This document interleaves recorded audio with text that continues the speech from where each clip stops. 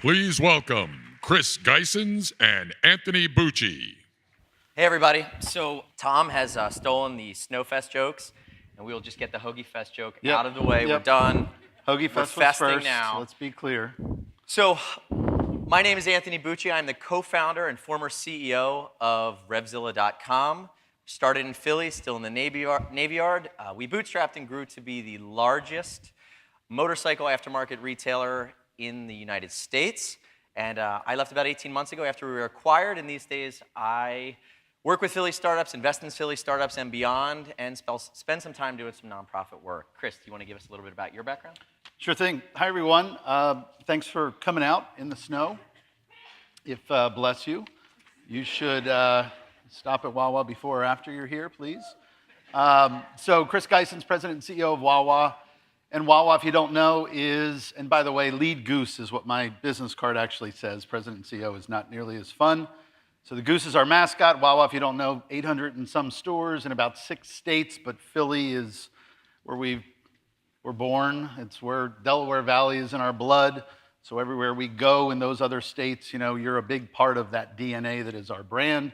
Philadelphia has become very important, even more recently with our resurgence in the city, and a number of stores opened just this year. So happy to be here. Cool. So let's dive in. I think from my perspective for today, the hope is we dive into Wawa current, Wawa future, and then potentially spend some time in the leadership geek weeds, which we've both worn hats at different companies of relatively different sizes and scale. But I think they're interesting weeds to go into as well, as granted we have time. So I guess first up, you touched on it a little bit. You touched about the scale of Wawa at this stage of the game in a handful of states. Can you give us a little bit more of a broad snapshot of where you're at in this moment in time, what you're focused on, really kind of the 2-minute rundown of Wawa, maybe at one level more? Sure. So a lot going on. We got 6-7 weeks left in the year. We have 19 stores to open. So we're opening a lot of stores. We're undergoing a sort of a significant growth plan in terms of organic growth. So again, for those of you that don't know Wawa, privately held, family, employee-owned, one of the biggest employee-owned companies in the country, which we're super proud of. Currently, right now, growth in an organic way is important for us. And that's happening here in the city. It's happening in Florida. So growth's one story. Urban is another. You heard Philadelphia in my comments earlier. We're opening stores in Philly, down in D.C., and looking at other urban centers, and sort of a resurgence there with a slightly different store model, and more of those coming. Catering, we just launched, Wawa Catering inside Philadelphia, just in the city, really, in the central business district and out to here for any Penn students in the audience. And so catering's a big deal. We think long-term. We're doing delivery with all the partners you would pretty much imagine and rolling that out now. So, you know, there's a lot going on at all times, and we're always looking at product development. We've launched a reserve blend of coffee that is a super really elegant, special blend, small batch of coffees that's doing fantastic. So we got a lot of quality work on. We got a lot of convenience, what we call, and speed inside the store and digital, a lot of growth. It's just a lot. So it leads me to a question that I had as I started poring over the Wawa details and thinking about the story and reading about the rich history. If you had to define it today from your seat, looking at the total org and where you're headed, how do you define Wawa? Is it a C-store? Is it a grocer? Is it a gas station? You know, I look at it and you've kind of emerged into all of these different places, and even to hear about Wawa Reserve, I didn't know about that. You're going up market now. Mm-hmm. How do you quantify exactly the product that you bring to market every day? I can't. I was hoping you wouldn't actually ask me this. So when we're down in Florida and going into new communities, and you're doing an interview, it's the first question, what's a Wawa? And I finally turned around after 18 times and said to someone internally, I need to have a better answer. And part of our magic, part of our strategy, if you will, is this idea of blue ocean. We're a little bit of in this industry and a little bit in this need state and this need state. But, you know, if you had to pin me down, yes, we're a convenience store, but we're sort of that all-day, everyday stop that people come when they're needing a fix for sugar or nicotine, or whether they're needing a great fresh-made sandwich when they're hungry, when they're thirsty, when their car's thirsty, and sort of that town center as well, that feeling of this is my Wawa, and there's that connection. So it's broader than just a portfolio of products. It's broader than it's this hard thing to describe, and I think as much as that pains me, that makes us a little bit unique, which is what marketing is all about. Now, is the experience tailored for the different markets? So you have Philly and kind of Philly proper, and you have New Jersey and people that interact with Wawas, but you're in Florida now. Mm-hmm. Culturally, potentially different expectations. Yeah. Do you begin to tweak the offering, or is it really the kind of the rubber stamp of the goose that we know and love? It's mostly the goose you know and love. The first big decision was, are you going to call them hoagies in Florida? And that was one we said, that's what Philadelphia calls them, that's what we're calling them. So we do. Okay. Thank you. And people know what hoagies are. It's not, you know. What does the Urban Dictionary say? I have did no you at least idea. check? Okay, yeah, let's not there's do that. actually down in Florida, the more common, the research, of course you do research, would be sub. Okay. But that's not the way that we would do that. So no, we have an offering that's beginning to tweak. So you do have to make a strategic decision up front how localized you're going to get in your offer. We're not very good at that because of our supply chain, because of our real consistency and the economics and all kinds of stuff there. So when we went into market, we changed the store design. The store design was really about trying to alert people that, hey, this is a gas station, as people sort of view us in a market where we open just gas, that has good food. And so we put seating outside. We did floor to ceiling glass you can see in. We moved the kitchen, the open kitchen, way up front. You bump into it when you walk in. Not great design for a flow, but it really pushes food forward. So that's when those stores opened, they sold a good amount more in terms of fresh food than even our stores up here. We're beginning to localize the offer as we go down into Dade County. We're in Broward. We're going to open up Dade County next year.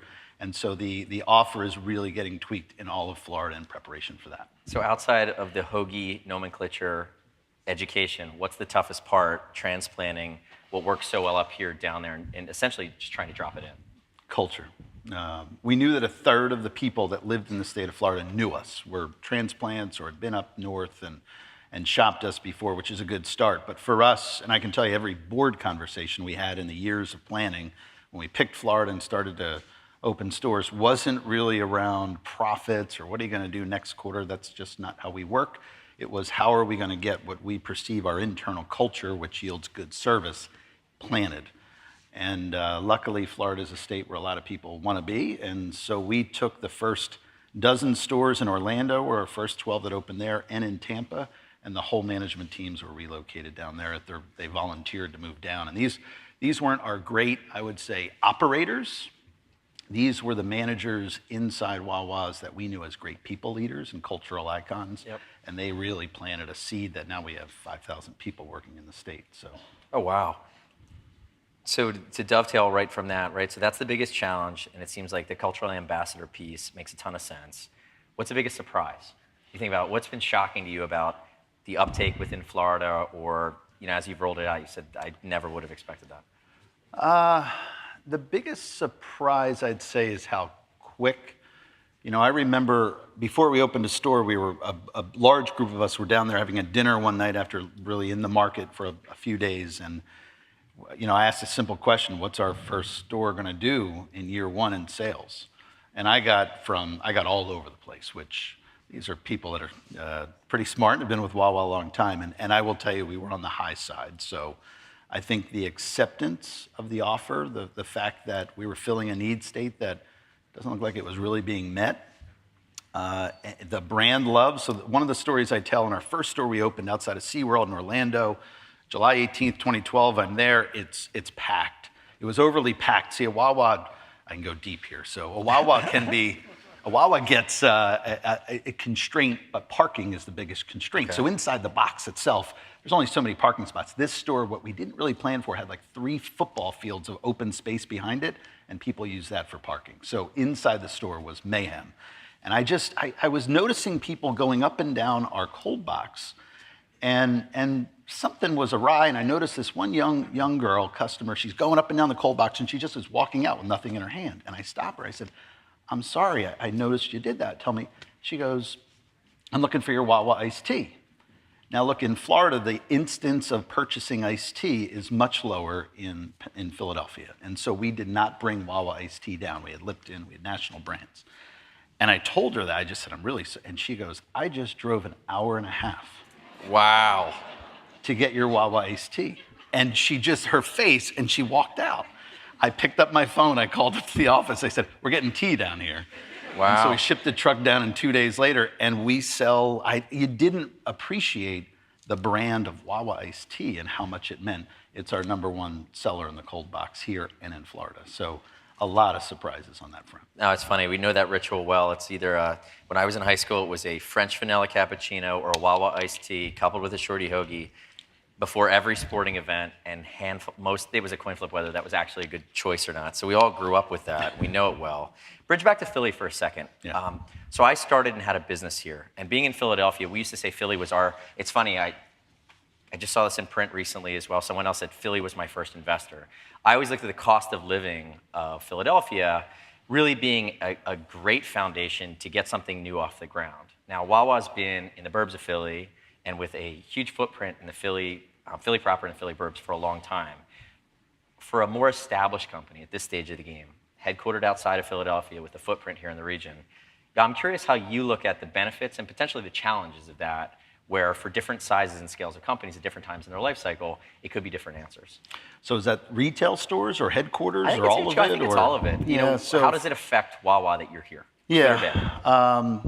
I think in a big way. Like I said earlier, I think the DNA of Philadelphia is just who we are. I mean, literally, our senior team, our people in our stores, largely all grew up here and have that spirit of connecting to what the city is all about. And that brand, I think, is influenced in a huge way. So we do have offices outside the city and have always debated being in the city, but tradition's super important for us. And so the offices are located at where our family's summer home was built 100 years ago and surrounds that. So it's a great place, but it's not the city. I've worked in the city before here, and it's fabulous. But the DNA certainly comes through in almost everything we do. You see it in products. You see it in our service. So, the one thing at Wawa I tell people is, and frankly, others have told the story before me, people hold the doors a little bit longer when you're at Wawa for the person behind them than anywhere else. We've studied that, actually. And what's the why? I've tried to come up with all types of cool CEO reasons. The reality is Wawa becomes, this is my anecdotal belief, the town center of, you're going to see your friend, your neighbor, someone's walking in you're going to see on the soccer field later or at church or at work, and there's a community feel and attachment, and that's Philadelphia. That, by the way, doesn't always happen in other markets. I'm not going to say we've measured it in Florida, but I've had people tell me it's different down there. Now, our vestibule design's a little different. That could be a cause. But there's things like that sort of naturally come through that you can't measure, but I know it's had a significant impact on our brand and our success. How do you do with attracting specialized and or digital talent? I mean, it's from my perspective, and this isn't mine, I picked this up somewhere along the way, the #1 or #2 job of any CEO is attract and retain the best absolute talent. Yep. I saw sometimes it was easier, sometimes it was harder as Revzilla grew, depending on how our story changed. How do you look at it these days, at the size and scale you're at, and based on the specificity and maybe uniqueness of the digital or marketing experience you need? Challenge for you? Easy, non-issue? Do you have a satellite office in SF or We tech don't. talent? We've talked about it. So we, in a digital transformation that we're under, traditionally in our corporate office, we have very low turnover, like 3 people leave a year type of thing out of several hundred. IT has been a challenge for us more recently. Obviously, it's market-driven and our capability-driven. The capabilities are changing so much. There are plenty of postings up for any IT folks in the organization here that we are trying to also increase the size and the capability of our IT team. And there's been some pushback of, well, Philly's more interesting, or Silicon Valley. And our new CIO ran Walmart Labs, which had an office out not just in Bentonville, but also in Silicon Valley, and those are things that we always continue to try to push for. But we like being together. There's a lot of benefit of IT in the business sitting alongside together. We run a lot of sprint teams with IT in the business, so having a disconnected Walmart Labs just closed their Silicon office. So, I think our push is to get them down in Wawa, PA, and I think when they're there, they're going to appreciate, one, the investment we make, how important technology is for us, and two, just the culture in the office. Yeah, it's really hard. You're telling the same story that I've experienced and seen elsewhere, where so many of these folks that sit in the seat with this skill set, they really have kind of carte blanche to go wherever they want. So they become these conversations, well, I don't want to move, or I want to work remote. In my experience, when businesses are changing rapidly or evolving, there's just a magic force multiplier when you put people under the same roof, and you can walk to somebody's desk versus it has to be an email or a phone call or a scheduled Skype. I can see both sides of that argument, but it is interesting. I mean, the size and scale that you're at, you're still having the same hand-wringing over, we'd love to get them here, but at some point you're saying the choice is not able to get that person, or acquiesce and potentially change our culture and potentially set precedent, which can become a slippery slope if you let it. You got it. Changing the culture for us is always very challenging. And we have some of that happening, frankly, in our IT team right now. We're looking at some external resources to begin to accelerate some of our transformation. That's different and new for us, but it's a different and new world. The world of business, customer needs, technology is not just the only one, is moving so quick. And Wawa really has been this, in our culture, this collaborative, highly consensus. I would walk into a room and we'd be talking about rolling out a new invoice change at a store level for paperwork, and there'd be someone from marketing and IT and finance and ops, and you'd have 20 people. And that was just, our belief has always been, and a lot of our success, get everyone involved up front, get all their input, because when you get to the finish line, take a little longer, it's going to be right. And when you roll things out to 800 stores, 30,000 associates, you want it to be right. That style, especially in the IT world, isn't necessarily the way to do it anymore. And you have to iterate, and you have to move quicker, and you have to be able to get into sprints. And it's something we've just started this year and have some great success already, but boy, it's pulling on our culture quite a bit. It's tough. You look at how quickly things change, and we used to always talk about speed to market wins. But if that's going to be what you're optimizing for, then you have to be willing to fail, stub your toe, throw it away, or in worst cases, apologize to the customer. Hey, we got it wrong. We didn't have iced tea, but we're here. You have those conversations. So I want to come back to technology. I want to come back to innovation. But before we get there, I think it's just like I asked you to kind of define, are you a gas station? Are you a grocery store? Are you a C-store? The other part of that equation is, who's your customer? And who's your customer, and how are they evolving? How are they changing? I'm 38. I'm a cusper. Everybody younger than me is a millennial. And then my oldest is 10 or 11 years old. And the things that they're starting to bridge into that they talk about, I'm just like, okay, now I'm a dad now. That's what happened. Yeah. But for you, if you think about Wawa, how do you look at your customer today, and how do you see them changing? Even if that's like take a last 5 or 10 year view kind of forward, what's the arc that you're seeing? Yeah, so we spend a lot of time, as you can imagine, in research on customer segmentation, and the old way of segmenting customers, I would say, you do a big research project, they come out with fancy names and sort of attributes that surround customers, and they don't fall into, for us, what's been most effective, demographic attributes, the really need state attributes. So the millennials, for example, everyone talks about millennials. We have 5 core customer segments that are pretty different based on behaviors and need states. Millennials in every one of them. So not every millennial wants to just use technology and pay the highest price for the fanciest Instagrammable drink or food. Some do.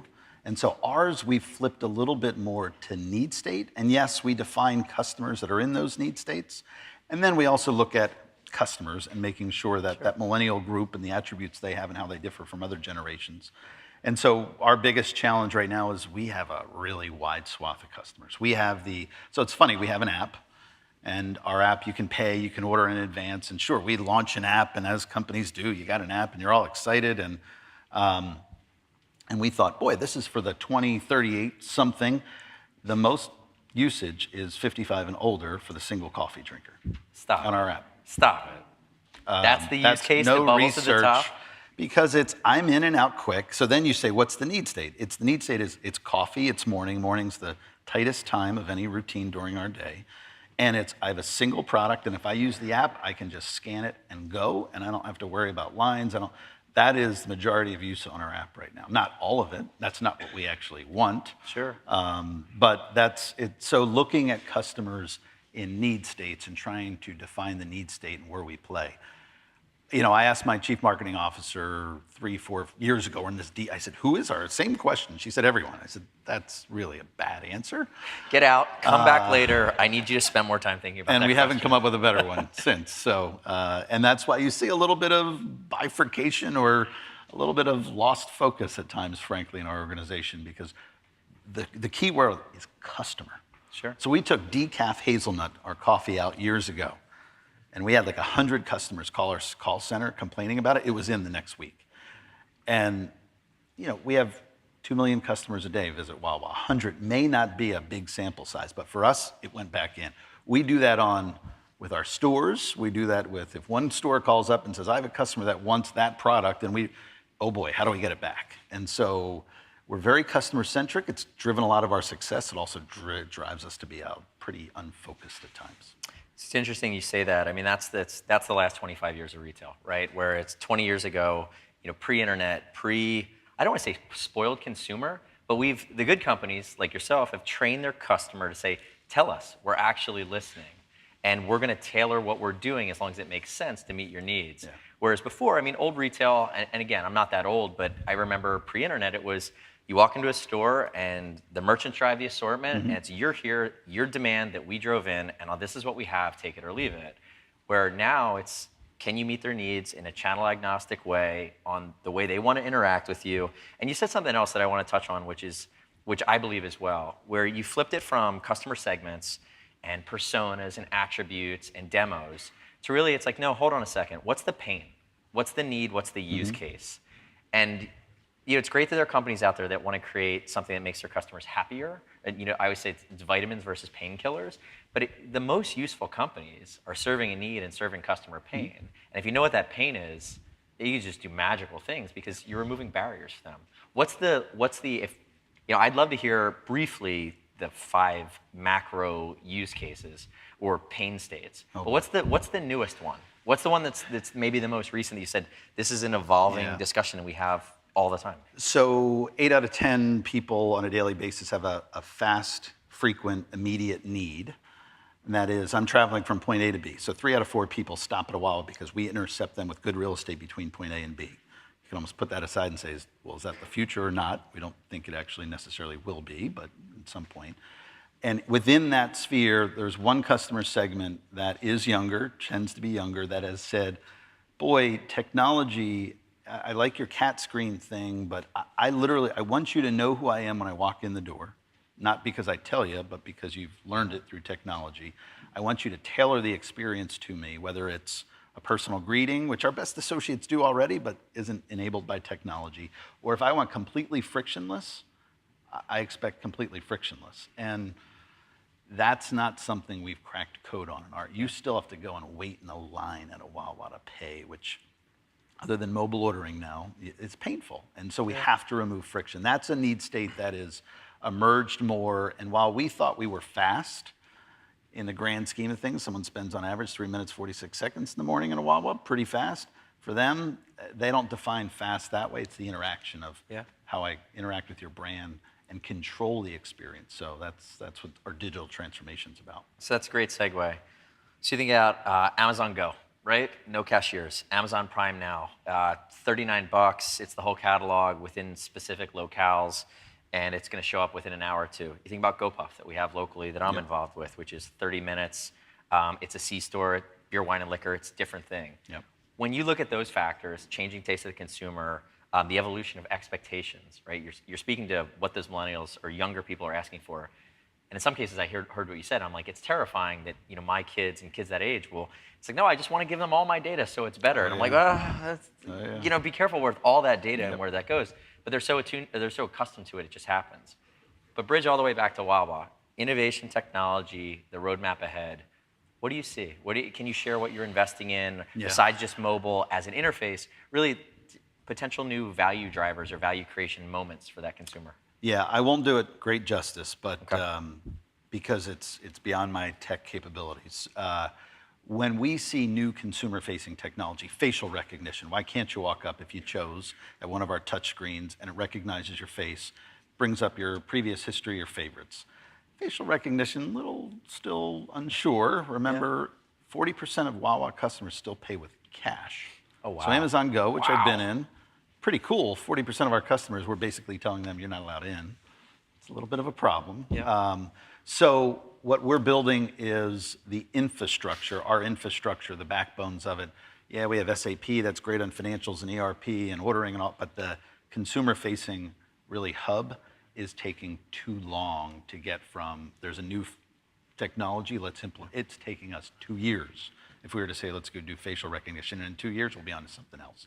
So one, it's always making sure there's a business use. The customer needs it. We see the business use, not just fancy technology, but we're investing a ton of money, more than I probably would like to spend, just on stuff that's the backbone. And then we're going to put up a store inside of our innovation center that will have all of that with sort of the wizards behind the curtain. And then we're going to put live and customers through it, and we're going to decide which of those technologies we want to really implement. So, and some of it may show up. We'll open up a new brand, a slight twist next year, which, boy, I was told not to announce anything. That could be an announcement. In Philadelphia. More No, of that's those all I meetings. can No, give you. you have to Sorry. know. Come on. But you're going to see Peer a pressure. different experience, because the Wawa experience, people, it's an experience that you can't mess around a lot with, because the majority of the customers tell us, besides Chick-fil-A, your experience is great. But sorry, Chick-fil-A is number one in all the customer satisfaction experience surveys in our space. So there's a lot of work we need to do on that front, but it's got to be really business driven. The app, we put a ton of money. I thought you hired a few 15-year-olds and they went in a basement and you came out with an app. And you could do a bad app, like a really bad yeah, app. well, you could throw it away in 6 months. Maybe we should have. Make all your customers. So anyway, it's a journey on technology, and we have a lot to do there. But it's exciting. And by the way, Amazon Go, it's great. I don't think you win with that technology long term. It will be caught up. There's 4 other firms that are doing it somewhere else in the globe at this point.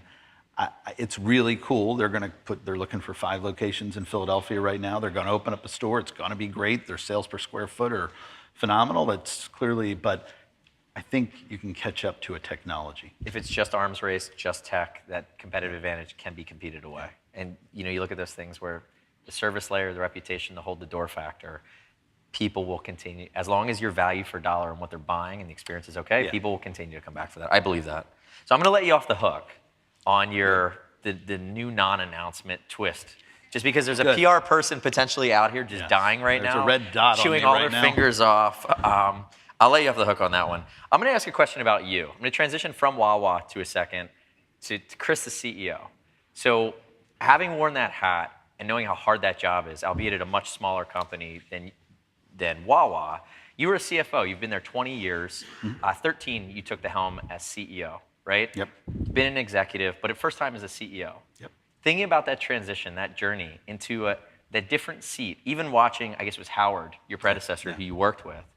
What was surprising or really challenging about that for you? What was was there any aha or any big surprises in that transition? Yeah, there still is. The amount, one, the brand. I think our brand was beginning to emerge a little bit more on the main stage with our growth in Florida. And so just the external pull on your time was much more than I think even Howard had seen. Howard's still a mentor to me. That was surprising. We did, so in Wawa, private culture, you heard all that. We had an 18-month transition. Yeah. Any CEO to CEO transition, that's unheard of. And for us, it was perfect. Actually, when we sat down, I said, boy, this is a long time. So it was transition, become president, and then sounds very thoughtful, actually. It was very thoughtful. Yeah. We had a consultant that worked us through that we both knew, and part of it was what's going to go on the external world. And I look back at that plan, I'm like, it's multiplied by 10. That's part of it. I think, just the element of, you thought you knew the business. I've been at Wawa 21 years for a long time, but when you're in that seat, you really look at the business with a different lens than CFO. And while I love the background I had, you look at it from a customer, from an associate more, and there's a sense of this, I'm responsible for 34,000 people that work at Wawa. And frankly, that's why I love my job. It's that, fight or flight. I want to run to that responsibility. And it's not just when they're working for us. We're responsible for the whole person. And that has changed a lot in decision making, in my perspective, and how I spend my time, and that's been rewarding. So let me stop you there. I have lightning round. We have like 30 seconds left. You ready? So really quickly before we get the hook. Go. Croissant, bagel, biscuit, or muffin? Muffin. Sizzly, go. Muffin. Most admired leader? Oh boy, Skip. I don't want to go there yet. Most admired company? Most admired company? Yeah. Who do you look up to? Publix down in Florida. Okay. Cowtail or Slim Jim at checkout? Oh, Slim Jim. All right, we're done. That's fun. Great. Yeah. A lot of fun. Thanks, everybody. Thanks, everyone.